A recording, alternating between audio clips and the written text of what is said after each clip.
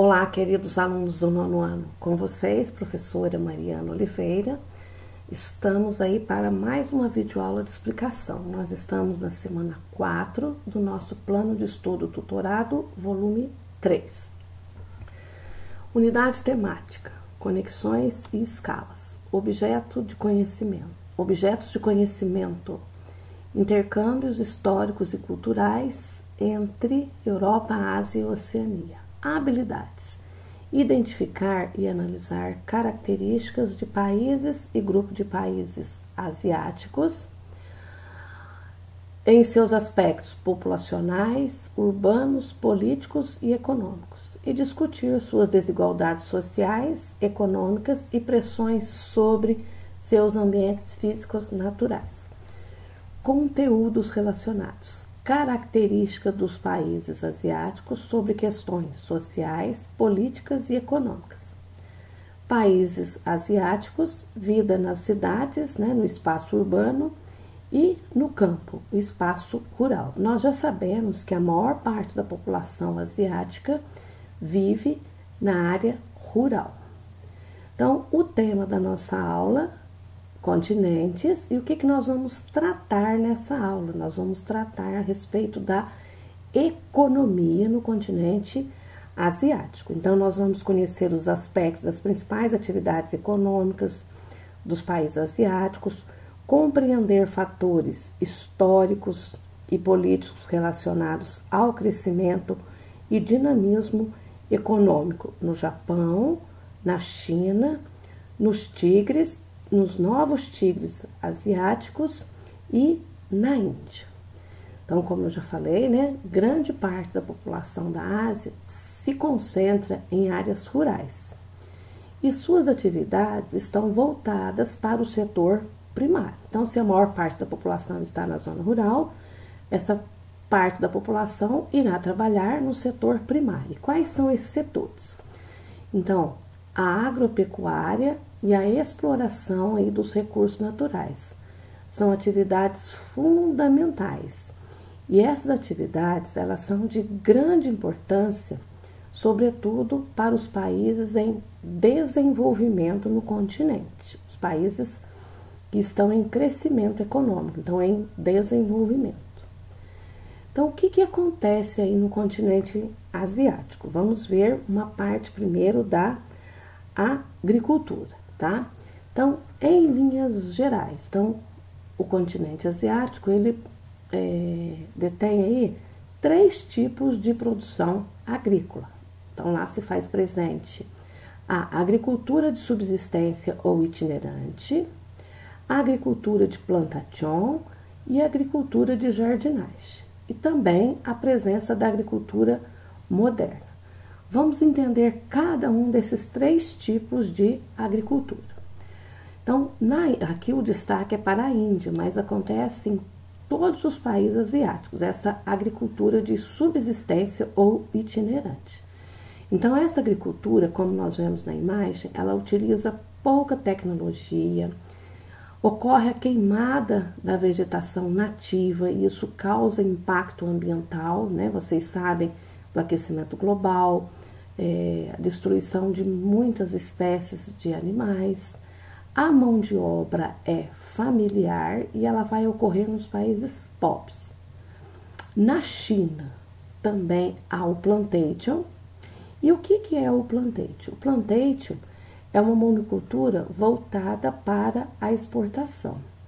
Então, ela ocorre em grandes áreas, e principalmente nas áreas aí tropicais. Então, o plantation vai ocorrer nas áreas de clima tropical e os produtos são aí também os produtos tropicais. Quais são eles? Café, algodão, cana-de-açúcar, o chá. A mão de obra é barata, semi-escrava ou escrava. Nesses 2 sistemas, na agricultura de subsistência e no plantation, não há preocupação com a conservação do solo, com as questões ambientais. As preocupações, elas são mínimas. A agricultura de jardinagem. Então, um grande diferencial é a preocupação com o meio ambiente. Por quê? Porque eles dependem muito da produção de arroz. Então, se não tiver cuidado com o meio ambiente, em pouco tempo pode faltar o arroz, que é a alimentação básica em vários países asiáticos. No Vietnã, por exemplo, café da manhã, arroz. Um lanchinho entre o café da manhã e o almoço, arroz. No almoço, arroz, né? Tudo tem arroz.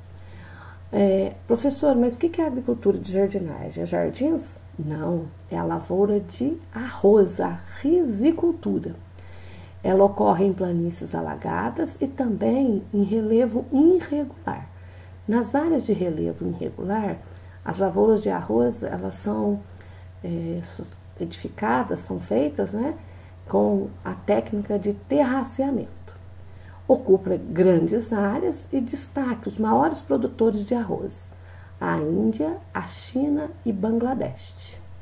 E a agricultura moderna? A agricultura moderna, ela vai ser destaque em 2 países, no Japão e em Israel. No Japão, como ele é um país pequenininho, né, as áreas reduzidas e sem necessidade de acréscimo de terra. Agricultura intensiva com um emprego de tecnologia avançada e tem uma boa produtividade. Israel tem um clima semiárido e também utiliza tecnologias e muita agricultura de irrigação. Em relação à pecuária, então nós vamos ter o que predomina é a pecuária extensiva, aquela que o gado é criado solto, né, o rebanho é criado solto, não tem tecnologia, a produtividade é baixa e vai ocorrer em regiões da Ásia Central e no Oriente Médio. Há também aqui o pastoreio nômade, onde os pecuaristas, né, eles vão com os seus rebanhos, principalmente de ovelhas e cabras, para áreas onde apresentam novas pastagens ou pastagens com melhor qualidade. A partir do momento que acabou a pastagem, eles migram para outras áreas. E elas ocorrem principalmente nas áreas de estepe. O que é o estepe? É um tipo de vegetação herbácea, né? Ela é mais rasteira e é própria para os rebanhos, ok? Então, até aqui uma introdução aí geral dessa a parte agropecuária na Ásia. Gente, a Ásia, vamos voltar aqui nessa imagem. Então, no continente asiático, a agricultura ela varia em termos do tipo de cultura, do nível de tecnologia empregada e o destino da produção. Então, nós acabamos de ver na área de planteio, exportação. Em geral, as atividades agrícolas no continente asiático, elas são realizadas com pouca tecnologia, baixo nível de mecanização e emprego da mão de obra familiar. E a produção é destinada basicamente para o consumo interno. Vários povos, vou mostrar aqui para vocês algumas imagens, né? Vários povos praticam a agricultura de subsistência. Então, aqui nós temos o exemplo na Indonésia, baixa tecnologia. E esse consumo, toda essa produção é voltada para a família. Em áreas tropicais, então são comuns os planteios, né? As propriedades agrícolas, a produção é voltada para exportação. Isso é um requisito do colonialismo europeu. Nessas propriedades agrícolas monocultoras são cultivados produtos tropicais como o café, o tabaco, o algodão, frutas, chá, cana-de-açúcar. E nós já vimos, né? A risicultura é o cultivo do arroz, ocupa grandes áreas de plantio no continente. Então, além da China, da Índia, nós temos no Vietnã e em outros países também. E China e a Índia são os maiores produtores mundiais de arroz. A pecuária, ela vamos ver uma imagem aqui da pecuária, olha. A pecuária na Ásia é praticada principalmente de forma extensiva, já expliquei logo atrás ali. A maior parte da produção é voltada para a subsistência e os principais rebanhos são o rebanho bovino, o rebanho suíno, o rebanho ovino, bufalinos também. Esse tipo de atividade é realizada em amplas extensões de terra na Ásia Central e no Oriente Médio. Áreas com vegetação de baixo porte, né, como as estepes, e elas são utilizadas como aí pastagens. Pessoal, uma informação muito importante que o PET não traz. Na Índia, ela possui o maior rebanho não comercializável do planeta. Nossa, por que eles produzem tanto e não vendem? Porque para eles a vaca é sagrada. Então a vaca está associada a um símbolo de fertilidade. Então a religião que prevalece lá é a religião hinduísta e o livro sagrado para eles é o Vedas. Observem aqui as imagens, né? O cultivo de chá na Malásia, o cultivo de algodão no Turquestão. A Índia é um grande produtor também de algodão, possui uma ampla indústria têxtil, exporta muito para diversos países. E observem, a tecnologia é muito simples, aqui eles estão na colheita do algodão e a colheita ainda é feita manualmente, tá? Pessoal, um detalhe muito importante, na Índia, as pessoas que têm que ganham mais na produção, na colheita do algodão, são as meninas que ainda não menstruaram. Então eles têm lá uma lenda, uma tradição, que essas meninas, elas são mais ágeis, elas colhem com maior rapidez esse algodão, mas recebe assim uma quantidade muito pequena pelo trabalho, né? Então, presença do trabalho infantil. Isso é comum em várias partes da Ásia. Por quê? Porque também a mão de obra é familiar na agricultura itinerante. Então, todos precisam estar trabalhando para garantir a subsistência.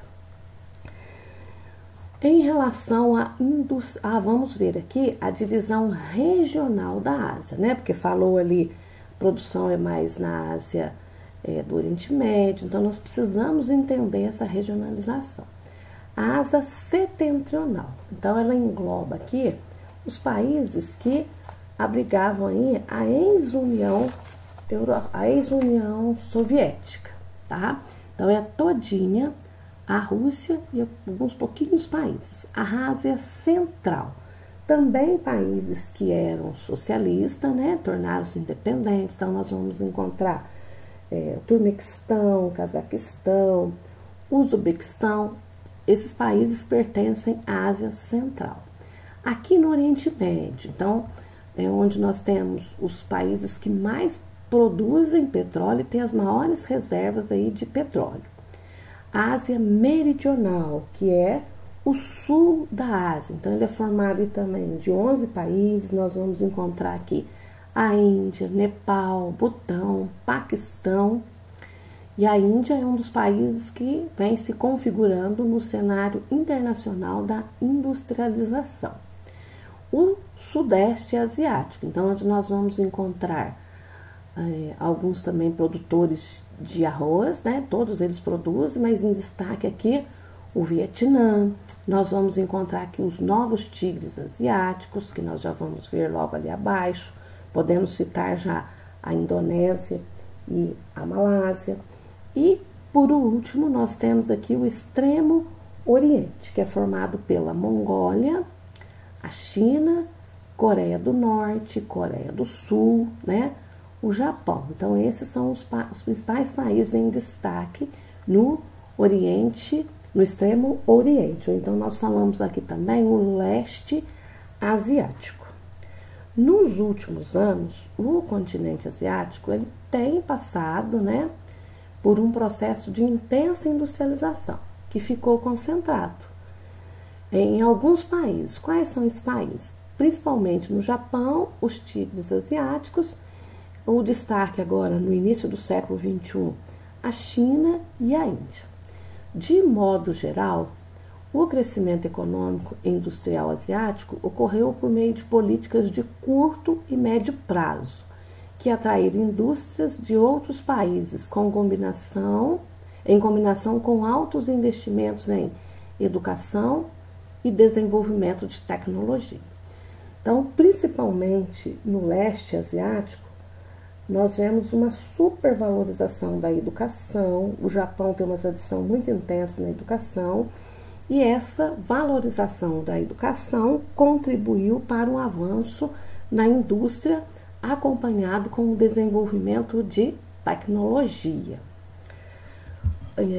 Outro fator aí significativo nessa questão da industrialização, então nós vamos ver aqui, primeiro nós vamos tratar aqui do Japão, tá? O que acontece com o Japão? Vamos arrumar esse mapa aqui, bem legal, bem bonitinho. Aí.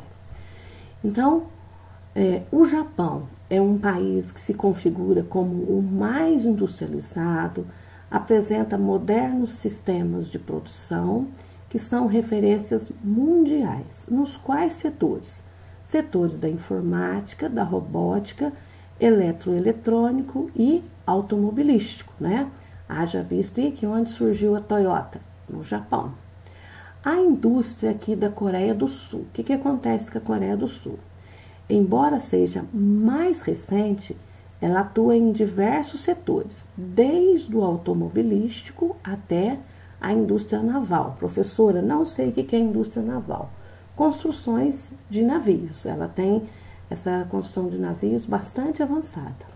O crescimento também aí da indústria de alta tecnologia nesses países está diretamente ligado aos volumosos recursos investidos em universidades e instituto de pesquisas. Então, a importância, a valorização de um ensino bastante avançado. Agora aqui no Sudeste Asiático, então é onde nós vamos ter os novos tigres asiáticos, né? Então, na questão ainda dos tigres asiáticos, o processo de industrialização, ele ocorreu de maneira acelerada nas últimas décadas. E quais são esses países? Então, nós temos aqui, um dos tigres asiáticos é a Coreia do Sul, Taiwan, Hong Kong e Singapura. Vale lembrar que Singapura é um país totalmente urbanizado, não existe área rural. Tudo o que precisa de produtos agropecuários é importado aí dos países vizinhos. Na Malásia, no Vietnã, Vietnã, na Indonésia, né? Nas Filipinas também, aqui no Sudeste Asiático, Tailândia, então esses países são chamados aí de novos tigres asiáticos. Nesse grupo aqui de países, os parques industriais se desenvolveram principalmente por meio da produção e da exportação em larga escala de artigos com preços altamente competitivos no mercado internacional. Mas também, detalhe, assim, de produtos de menor valor, né, que agrega menor valor. Então, nos novos tigres asiáticos foram instaladas muitas indústrias alimentícias, de calçados, de brinquedos e também os eletroeletrônicos. Na Índia, vamos ver a Índia aqui, olha. Vamos melhorar o mapa. Aqui, ó. Na Índia, o que acontece na questão da industrialização da Índia? Também tem apresentado um considerável crescimento industrial nas últimas décadas, então, sobretudo aí, início do século XXI. Quais setores? Setores mecânico, têxtil, siderúrgico e de informática. O nível de instrução mais elevado de uma parcela da população indiana, vejam, então, a escola aqui ela é seletiva, apenas uma parcela da população indiana. Formou uma elite atuante em setores de tecnologia sofisticada, entre os quais sobressaem os de informática e a microeletrônica e medicamentos. E aqui na China? Então, na China, tem apresentado um dos mais elevados índices de crescimento do mundo. em boa parte em razão da mão de obra barata, abundante, né? Qualificada em algumas partes e de grande disponibilidade de matéria-prima e da presença também de um mercado consumidor interno crescente, tá? Pessoal, aqui na Ásia, das 12 maiores bolsas de valores do mundo, 4 delas se encontram aqui na Ásia. Onde estão essas bolsas de valores? Em Tóquio, aqui na China, em Hong Kong e também na Índia. Então, eles abrigam as 4 maiores bolsas de valores do mundo, tá? Em relação aos países do Oriente Médio, essa região aqui, né? Nessa região do Oriente Médio, ela tem uma economia baseada na extração do petróleo, que é a principal fonte de energia e matéria-prima do mundo. Na região localizam-se os maiores reservas mundiais e alguns dos países maiores produtores de petróleo do mundo. Então, vamos ver aqui, olha, no mapa, os maiores produtores de petróleo do mundo, né? Nós temos o Iraque, o Kuwait, né? Os Emirados Árabes Unidos, a Arábia Saudita e a Líbia. Então, temos também o Irã, estão entre os maiores produtores de petróleo do mundo. Vale lembrar também que a Rússia é uma grande produtora de petróleo. Na América, nós vamos ter os Estados Unidos e a Venezuela, ok? Então, pessoal, essa foi a nossa aula de explicação. Leia o PET com muita atenção, façam as atividades. Um grande abraço aí da professora Mariana.